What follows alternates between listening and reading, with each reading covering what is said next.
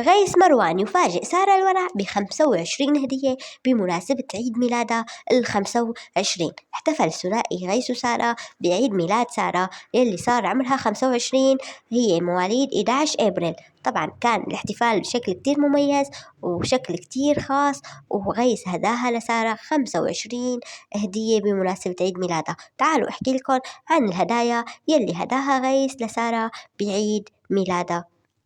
للأمانة غيث ما ترك شي وما هدا لسارة، من الشحاطة للبيجامة للإكسسوارات للذهب للألماس للورود، بس أكتر شي كان مميز هداه إياه لسارة هو شنطتين من أكتر الشنطات يلي بيطلبوها المشاهير وبيحلموا تكون عندهم. شنطة هيرمز مانيكالي يلي قيمتها بتتجاوز $12,000. طبعا هي إذا طلبتها من الموقع الأساسي، أما إذا طلبتها من حدا مشتريها من قبل فبيكون سعرها أكتر بكتير من هيك. كمان هداها طوق وإسوارة. طبعا حكت سارة أنه هدول ما رح ينجرحوا أبدا مثل الخاتم يلي هداها يا واللي دائما بتلبسه بإيدها. طبعا سارة كانت كتير مبسوطة بعيد ميلادها والهدايا كانت كتير متنوعة، طبعا غير عن هدايا باقي المشاهير وأهلها. بس أكتر هدية أثرت بسارة هي فانزاتهم لغيث وسارة يلي هن معهم من البداية، حبوا إنه يهدوا سارة هدية كتير متميزة واللي هي كفالة يتيم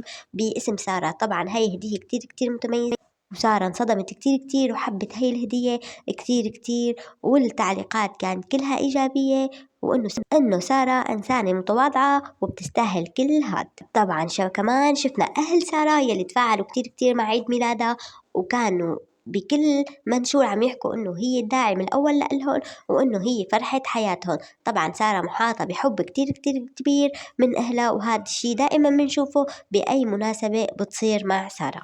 طبعا بالنهاية بنتمنى لسارة إنه تكون حياتها مثل وشها الحلو وتكون كل حياتها سعيدة ومبسوطة، وكل عام وهي بألف خير. وإن شاء الله كل عيد ميلاد بنشوفها هي وغيث وأهلها وكل الناس يلي بيحبوها محتفلين مع بعض ومبسوطين.